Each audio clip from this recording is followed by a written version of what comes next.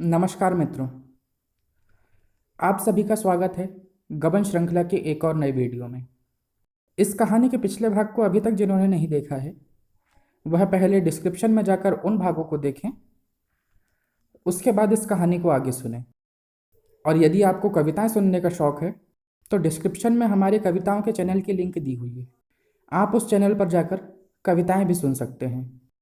इस कहानी के पिछले भाग में हमने देखा कि रमानाथ और जालपा रतन के यहाँ चाय पार्टी पर जाते हैं।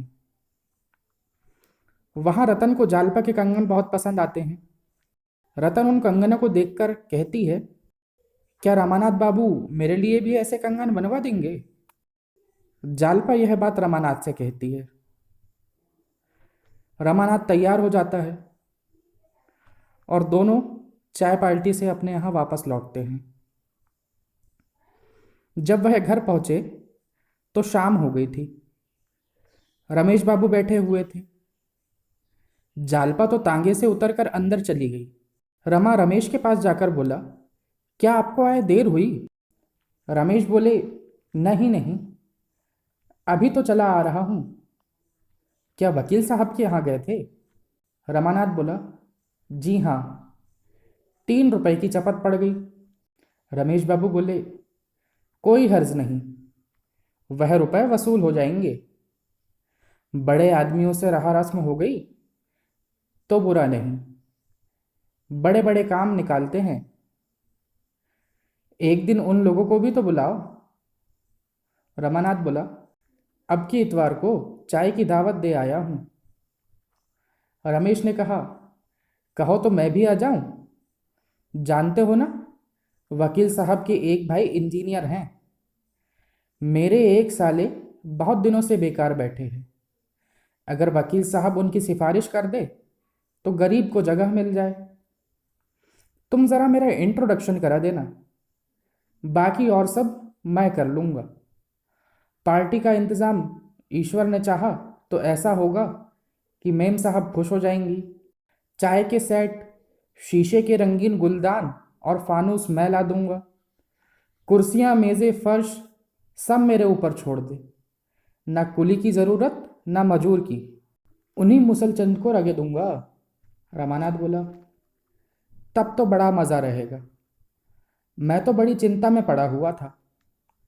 रमेश ने कहा, चिंता की कोई बात नहीं, उसी साले को जोत दूंगा। कहूँगा, जगह चाहते हो तो कारगुजारी करो, फिर देखना कैसी दौड़ धूप करता है। रमानाथ बोला, अभी 2-3 महीने हुए आप अपने साले को कहीं नौकर रखा चुके हैं ना? रमेश ने कहा, अजी अभी 6 और बाकी है, पूरे 7 जीव है। ज़रा बैठ जाओ, ज़रूरी चीज़ों की सूची बना ली जाए। आज ही से दौड़ धूप होगी, तब सब चीज़ें जुटा सकूंगा। और कितने मेहमान होंगे?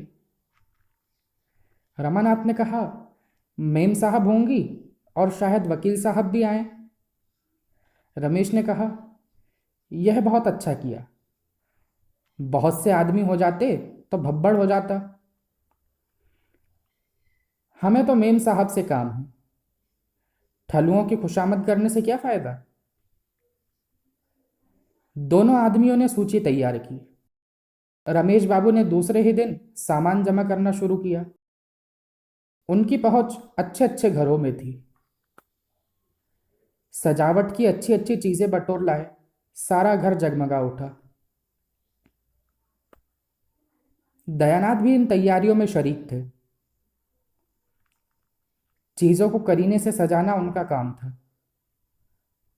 कौन गमला कहाँ रखा जाए, कौन तस्वीर कहाँ लटकाई जाए, कौन सा गलीचा कहाँ बिछाया जाए, इन प्रश्नों पर तीनों मनुष्यों में घंटों वाद विवाद होता था।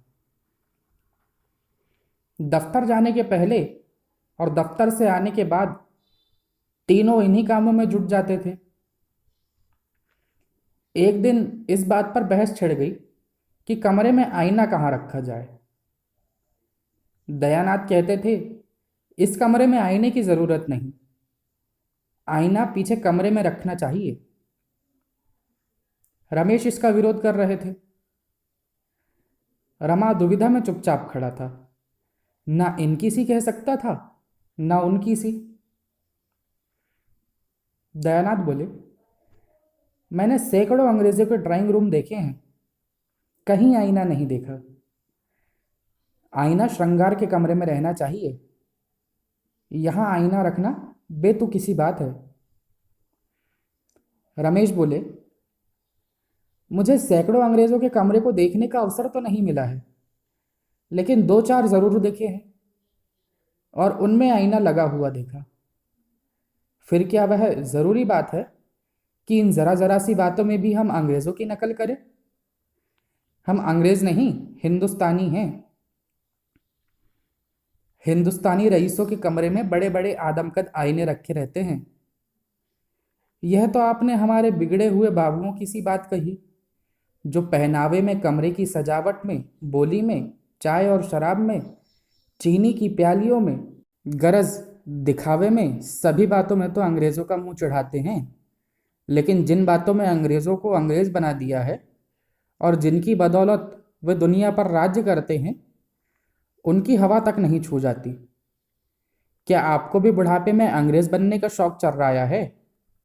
दयानाथ अंग्रेजों की नकल को बहुत बुरा समझते थे। यह चाय पार्टी भी उन्हें बुरी मालूम हो रही थी। अगर कुछ संतोष था तो यही कि दो चार बड़े आदमियों से परिचय हो जाएगा। उन्होंने अपनी जिंदगी में कभी कोट नहीं पहना था। चाय पीते थे मगर चीनी की सेट की कैद न थी। कटोरा, कटोरी, गिलास, लोटा, तसला, किसी से उन्हें आपत्ति न थी। लेकिन इस वक्त उन्हें अपना पक्ष निभाने की पड़ी थी। बोले, हिंदुस्तानी रईस के कमरे में मेज कुर्सियां नहीं होती, फर्श होता है। आपने कुर्सी मेज लगाकर इसे अंग्रेजी ढंग पर तो बना दिया, अब आईने के लिए हिंदुस्तानी ही मिसाल दे रहे हैं। या तो हिंदुस्तानी रखिए या अंग्रेजी। यह क्या कि आधा तितर आधा बटेर। कोट पतलून पर चौगोशिया टोपी तो नहीं अच्छी मालूम होती।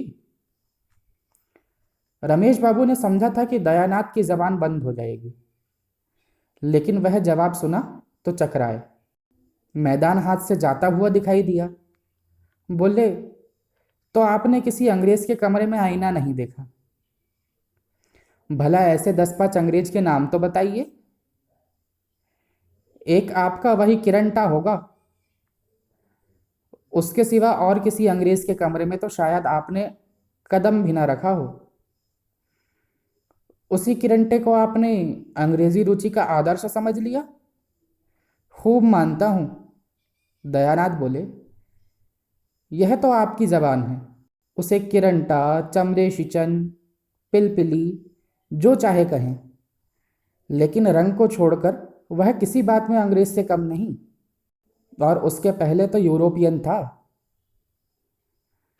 रमेश इसका कोई जवाब सोच ही रहे थे कि एक मोटर कार द्वार पर आकर रुकी और रतनबाई उतरकर बरामदे में आई। तीनों आदमी चटपट बाहर निकल आए। रमा को इस वक्त रतन का आना बुरा मालूम हुआ।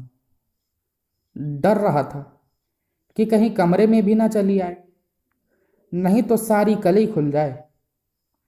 आगे बढ़कर हाथ मिलाता हुआ बोला, आइए, यह मेरे पिता हैं और यह मेरे दोस्त रमेश बाबू हैं। लेकिन उन दोनों सज्जनों ने ना हाथ बढ़ाया और न जगह से हिले, सक पकाए से खड़े रहे। रतन ने भी उनसे हाथ मिलाने की जरूरत न समझी। दूर से उनको नमस्कार करके रमा से बोली, नहीं, बैठूंगी नहीं, इस वक्त फुर्सत नहीं है, आपसे कुछ कहना था। यह कहते हुए वह रमा के साथ मोटर तक आई और आहिस्ता से बोली, आपने सर्राफ से कह तो दिया होगा? रमा ने निसंकोच होकर कहा, जी हाँ, बना रहा है। रतन बोली, उस दिन मैंने कहा था अभी रुपए न दे सकूंगी, पर मैंने समझा शायद आपको कष्ट हो, इसलिए रुपए मंगवा लिए। 800 चाहिए ना? जालपा ने कंगन के दाम 800 बताए थे। रमा चाहता तो इतने रुपए ले सकता था, पर रतन की सरलता और विश्वास ने उसके हाथ पकड़ लिए। ऐसी उदार निष्कपट रमणी के साथ वह विश्वासघात न कर सका। वह व्यापारियों से दो दो चार चार आने लेते जरा भी न झिझकता था। वह जानता था कि वे सब भी ग्राहकों से लूटते हैं। ऐसों के साथ ऐसा व्यवहार करते हुए उसकी आत्मा को लेश मात्र भी संकोच न होता था। लेकिन इस देवी के साथ यह कपट व्यवहार करने में किसी पुराने पापी की जरूरत थी। कुछ सकुचाता हुआ बोला, क्या जालपा ने कंगन के दाम 800 बतलाए थे? उसे शायद याद न रही होगी। उसके कंगन 600 के हैं। आप चाहें तो 800 का बनवाता हूं। रतन बोली, नहीं, मुझे तो वही पसंद है। आप 600 का ही बनवाइए। उसने मोटर पर से अपनी थैली उठाकर 100 रुपए के 6 नोट निकाले। रमा ने कहा, ऐसी जल्दी क्या थी? चीज तैयार हो जाती तब हिसाब हो जाता। रतन बोली, मेरे पास रुपए खर्च हो जाते, इसलिए मैंने सोचा आपके सिर पर ला दूं। मेरी आदत है कि जो काम करती हूं जल्द से जल्द कर डालती हूं। विलंब से मुझे उलझन होती है। यह कहकर वह मोटर पर बैठ गई। मोटर हवा हो गई। रमा संदूक में रुपए रखने के लिए अंदर चला तो दोनों वृद्धजनों में बातें हुई। रमेश बोले, देखा? दयानाथ ने कहा, जी हाँ, आंखें खुली हुई थी। अब मेरे घर में भी वही हवा आ रही है। ईश्वर ही बचाए। रमेश बाबू बोले, बात तो ऐसी ही है, पर आजकल ऐसी ही औरतों का काम है। जरूरत पड़े तो कुछ मदद तो कर सकती है। बीमार पड़ जाओ तो डॉक्टर को तो बुला सकती है। यहां तो चाहे हम मर जाएं, तब भी क्या मजाल कि स्त्री घर से बाहर पाँव निकाले। दयानाथ ने कहा, हमसे तो भाई यह अंग्रेजियत नहीं देखी जाती। क्या करें, संतान की ममता है। नहीं तो यही जी चाहता है कि रमा से साफ कह दूं, भैया अपना घर अलग लेकर रहो। आंख फूटी, पीर गई। मुझे तो उन मर्दों पर क्रोध आता है जो स्त्रियों को यूं सिर चढ़ाते हैं। देख लेना, एक दिन यह औरत वकील साहब को दगा देगी। रमेश ने कहा, महाशय, इस बात में मैं तुमसे सहमत नहीं हूं। यह क्यों मान लेते हो कि जो औरत बाहर जाती है वह जरूर ही बिगड़ी हुई है? मगर रमा को मानती बहुत है। रुपए ना जाने किस लिए दिए। दयानाथ बोले, मुझे तो इसमें कुछ गोलमाल मालूम होता है। रमा कहीं उससे कोई चाल ना चल रहा हो। इसी समय रमा भीतर से निकला आ रहा था।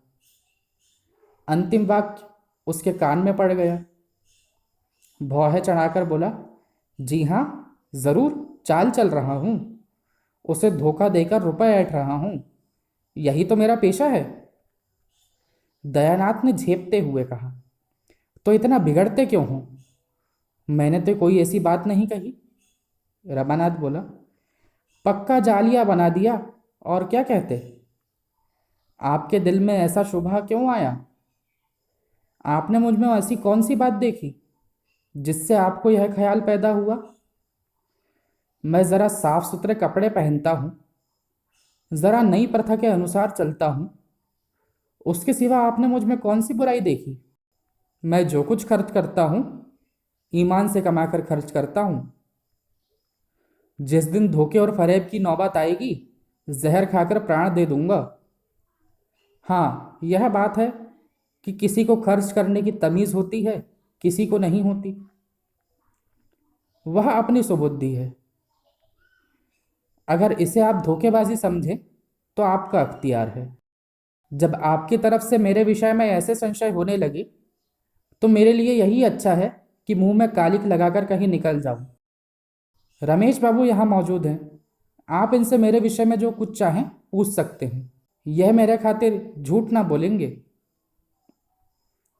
सत्य के रंग में रंगी हुई इन बातों ने दयानाथ को आश्वस्त कर दिया बोले, जिस दिन मुझे मालूम हो जाएगा कि तुमने यह ढंग अख्तियार किया है, उसके पहले मैं मुंह में कालिख लगाकर निकल जाऊंगा।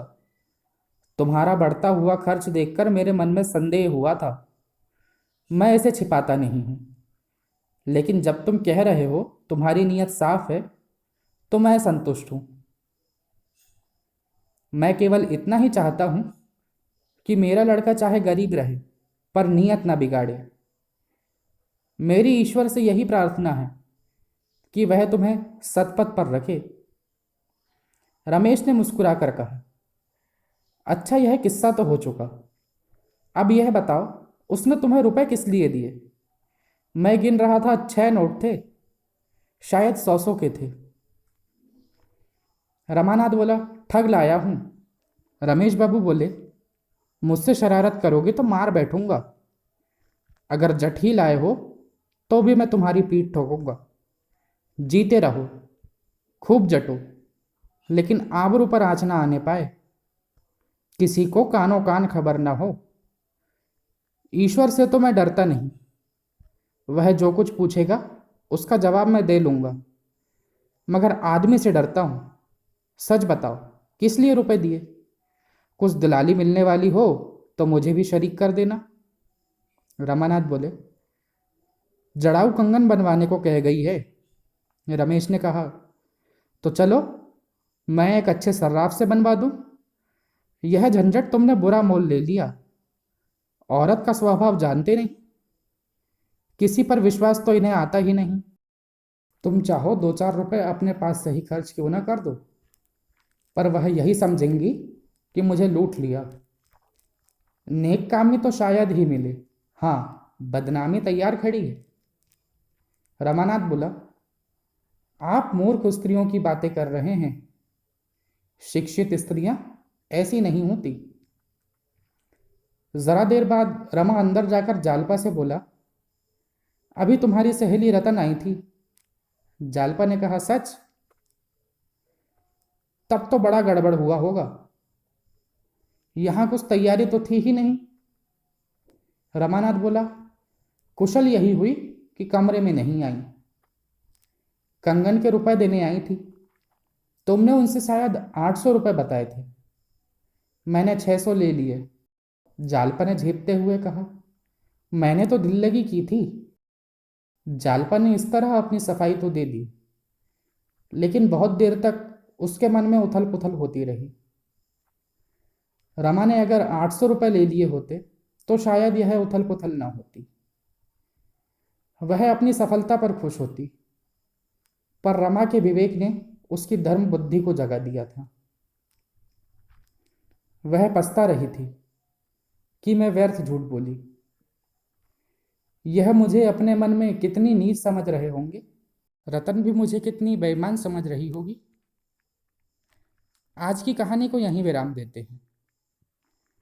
अगर आपको कहानी पसंद आई हो तो वीडियो को लाइक और शेयर करें। हमारे चैनल को सब्सक्राइब करना ना भूलें। और आगे की कहानी सुनने के लिए आप कल फिर आएं इसी चैनल पर। तब तक के लिए धन्यवाद।